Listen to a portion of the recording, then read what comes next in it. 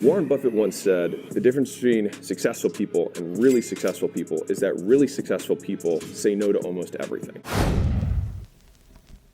In this video, we are going to take a look at Alex Hormozy's The Season of No, What It Takes to Win. So that's the fundamental question. Do you really need to give up everything, to block out all the noise, all the distractions, and spend literally all of your waking hours working yourself to death in order to become successful? Or is it actually possible to have a more balanced life and to have some hobbies, to see your family, to see your friends? That's what we're going to find out in this video. So if you have trouble being productive, then I would consider entering a season of no. Warren Buffett once said, the difference between successful people and really successful people is that really successful people say no to almost everything. It's true that most people, they try to focus on 10,000 different things at the same time. And the worst part about it is that they really think that by doing this, they will end up being very successful. Lots of people have all of those misconceptions about having many income streams, multiple sources of passive income, and they think that this is what is going to lead them to true wealth and true freedom. If you look at anybody at the top of their field, anybody who is very wealthy and very successful, or it could also be a top athlete, you'll notice that they're not doing 10,000 different things at the same time. Usually they picked one thing and they focused on it, they became really good at it, and then they made millions. Or if it's a pro athlete, they became the best of the best. Take a look at Michael Jordan, take a look at Jeff Bezos. The reason why Jeff Bezos is a billionaire, it's not because he has a couple dozen rental units, it's because he has a company that is valued at a few $billion. Now when it comes to Michael Jordan, I can guarantee that if he was trying to compete in 10 different sports at the same time, he would not be the basketball legend that he is today. So most people, they make this mistake of trying to do 10 things at the same time. Like they start this business, but then you know what? At the same time, they start this other business. So they have these different businesses and they don't even know which one to focus on. This is also what we call shiny object syndrome. A lot of people are going to say, don't put all of your eggs in the same basket. It's very dangerous to do so. However, you only have so much time and energy in a given day. Currently, I'm putting out 2 videos a day on YouTube, and I can guarantee I would not be able to grow that channel as fast if I was trying to grow 10 other channels at the same time, and especially if I were to do everything myself. And so the same concept applies in business, and especially if you want to increase your productivity. If you want to get more results, more outputs, typically you will have to do more to increase the inputs. That's one of the fastest and most efficient ways to get more results. It's to increase your volume, because volume negate luck. It's one key fundamental business lesson that I learned a little while ago. I understood that if I did more, then I increased my chances of getting lucky along the way. The more people you reach out to, like let's say you reach out to leads, to potential customers, and you pitch them your product or your service, then the higher your chances of making more money, of signing more clients. It only makes sense. The more people you speak with, the more money you're going to generate, because you could be selling the best product or the best service in the world, but at the end of the day, if nobody even knows that your company exists to begin with, then you won't make a single dime, even if you're really great at what you do. So it's true that if you struggle to focus, maybe you should look at just what do I need to do to get my goal, and then all of the activities that don't actively contribute to helping you to reach your goal, maybe for a little while you need to cut those activities out of your life. It all depends on what you're looking for, but if you're looking to experience massive growth rapidly, then what I like to say is that the shorter the time frame, the harder the intensity. Obviously, if you want to get results faster, one way to do that, one way to accelerate the process is to simply do more. However, more of what? More of the right thing. It doesn't mean, oh, you know what, start another business, do this other project, that really doesn't matter. No, instead, it's figure out what are the 20% of activities in your business that give you 80% of the results, and then you double down on those. If you have a consulting business, this would be reaching out to more people, taking on more sales calls. If you're trying to grow YouTube channel, this would simply be uploading more videos. When I look at the periods of my life in business where I've had huge amounts of growth in very short periods of time, I've gone through things that I call the season of no.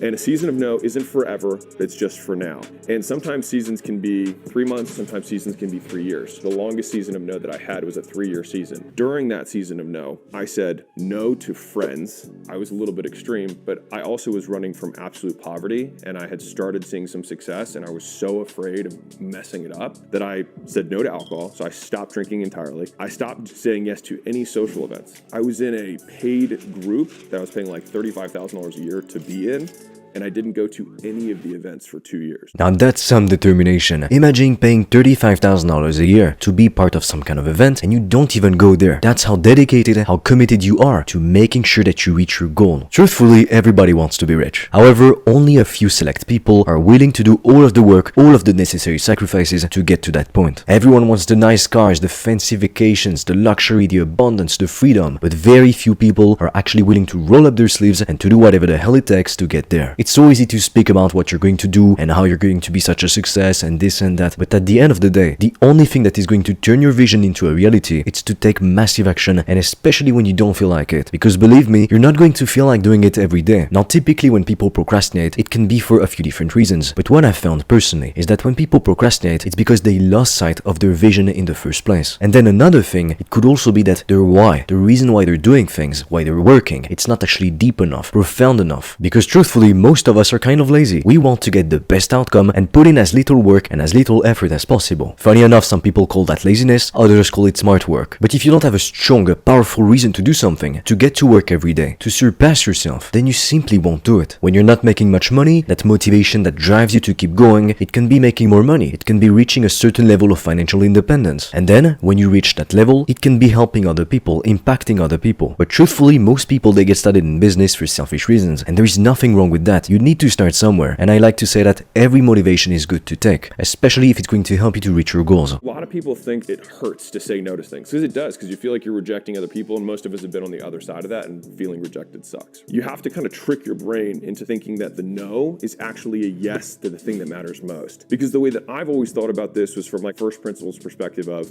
if I achieve this really big thing in 3 years or 5 years, all of these doors will be open for me. But if I allow these onesie, twosie, one-off conversations, one-off favors, one-off things to take me away from that one big thing, I know that 5 years from now, me not having the thing makes it far less likely that even those first doors are still open. They're only reaching out to me now because of the little bit of success that I've experienced, which I got here because of being focused on the one thing that mattered most. That's what we call opportunity cost in finance. It means that the time that you're spending doing something, working on a business, working on a project, it's time that you're not spending working on another business, on another project, doing something else. So whenever you're doing something, you're already making a sacrifice by definition. When you choose to watch TV instead of going to the gym, you're making a sacrifice. Either way, you need to figure out how to use your time. And obviously the logic applies in the opposite way. But just like it's a lot easier to maintain a muscular physique once you've built it, it's also easier to maintain your success, to maintain your business, to maintain your career once you've built it. Why? Because the hardest part is getting some momentum, the initial bout of momentum. Think about it. When you start to exercise, you're pretty weak. When you open up your YouTube channel, you've got 0 subscribers. When you start your business, you've got 0 customers. If you're trying to build an email list, you've got no subscribers in your email list. The beginning is always the toughest part, because that's when you have to learn everything,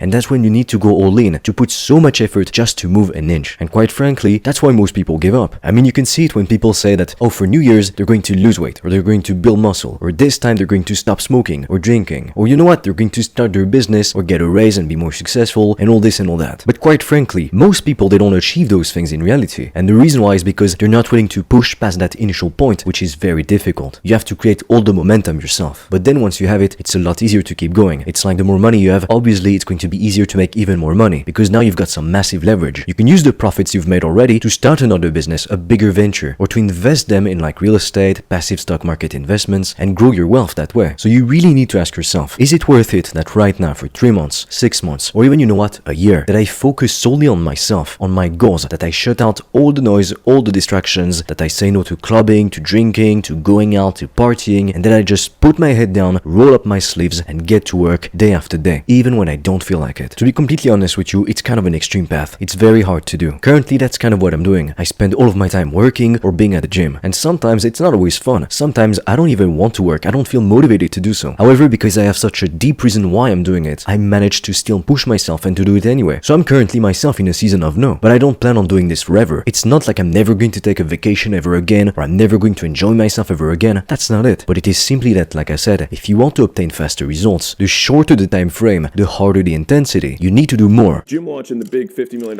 whatever exit was built during a season of no. And all the people that I said no to still hit me up. But if I hadn't built that during a season of no, and I had said yes to all these little things, and I said no to the thing that mattered most, they might not be here still hitting me up. Be honest with yourself. Are you saying yes to all of these little things that don't actually matter? Because if you do, then you are saying no to what actually matters the most, to your big goal, to your big dream, to your big project. And a lot of people, quite frankly, they're not really your friends. They don't actually want to see you succeed. Why? Because if you do succeed and they don't, they stay in the same spot, they stagnate. It's going to confront them to the fact that they haven't been willing to work as hard as you have. Now, I'm not like one of those people who is going to say, you know what, you need to only be friends with entrepreneurs. So if they're not an entrepreneur, cut them out of your life. I don't think that's true. The only time that you should cut out somebody from your life is when they don't add anything positive to your life. And it's when you see that they're actively trying to bring you down. But bottom line, you cannot expect to achieve great things, extraordinary things, and yet do what everybody else wants you to do. And fair enough, when you're in a season of no, it might piss off some people. They might not understand why you don't go out and go to drink, go to party, go to the club. They might feel rejected in a way because you won't answer their texts as often or you won't take their calls as often. But if those people are truly good friends or good family members, if they really care about you, they really love you, then they will understand. One day in a book I read this quote. It said, extraordinary effort equals extraordinary results. Weak effort equals weak results. And that kind of shifted my perspective because I used to blame circumstances and other people for why I didn't have the things that I wanted to have. And quite frankly, this is what most people do on a regular basis. They blame the government, they blame this or that, the economy, other people, their parents, and all those other external things. But they don't look internally, they don't look at themselves, and they don't think, maybe I'm just not working as hard as I could. And so from that day, I made a commitment to actually working harder, to giving it my all. Now you cannot do a season of no forever. It's supposed to be a season for a reason. Because if you do it for too long, it's going to burn you out. You're going to go completely crazy. It's kind of like those monk mode or dopamine detox protocols. You're not supposed to do it for a long time because it's way too intense. It's kind of like if you're trying to sprint for hours on end. You can't really do that. There's two scenarios that I play out in my head. One is that at the end of this, where you achieve something, 95% of people are